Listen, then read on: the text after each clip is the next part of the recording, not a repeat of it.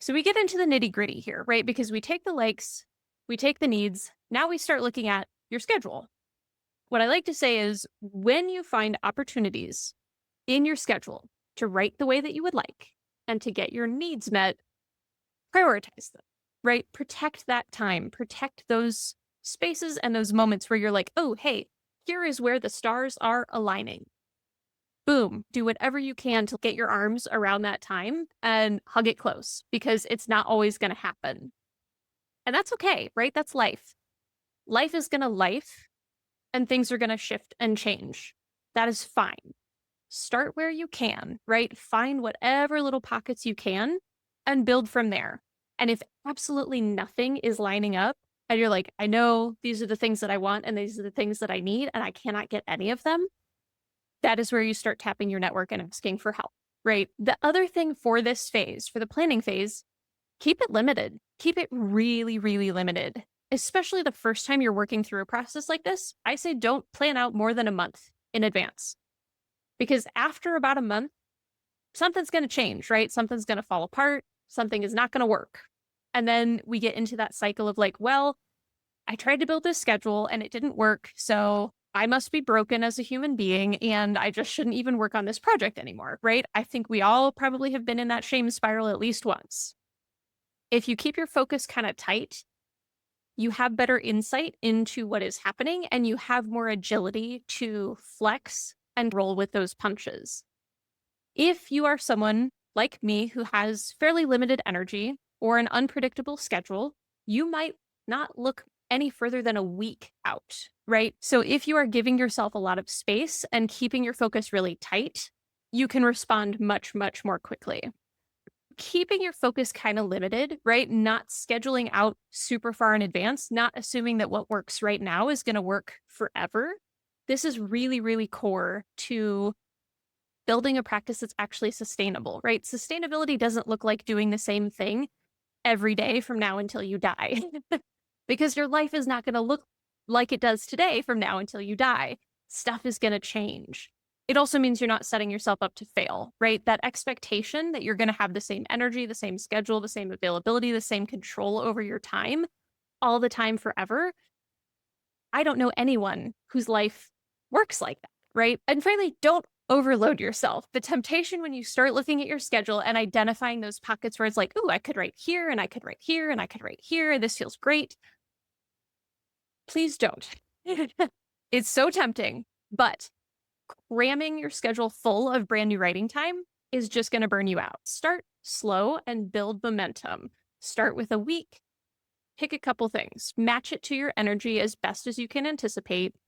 And then as you keep moving through this process again and again, you'll get a better sense of, okay, this is about my max capacity.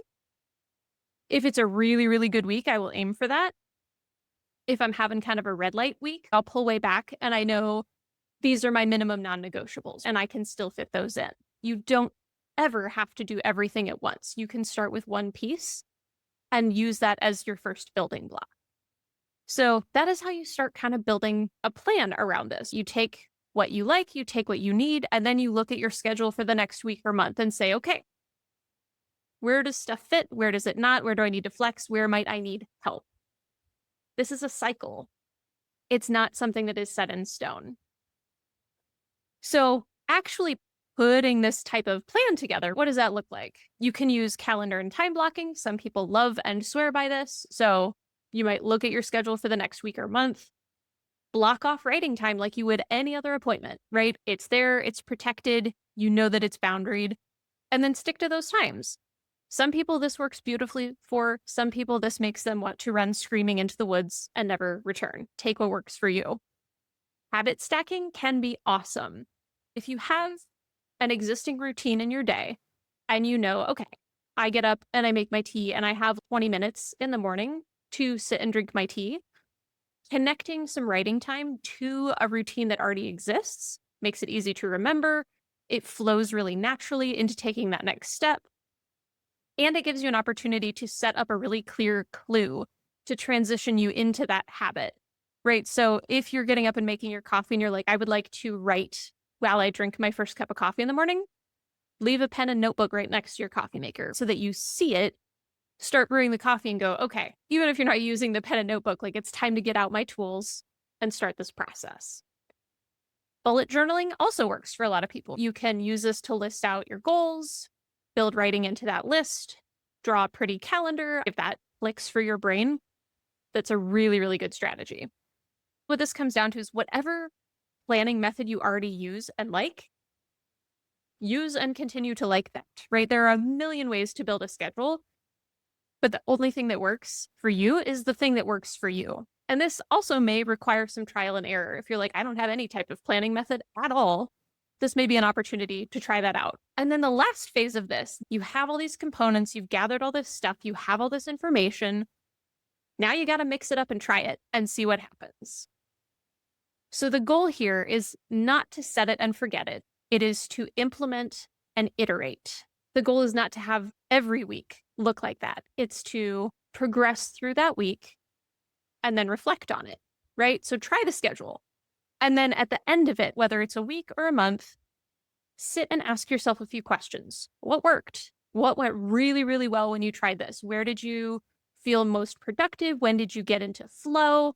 When did it feel really good to implement this schedule? What didn't work? How did it all feel?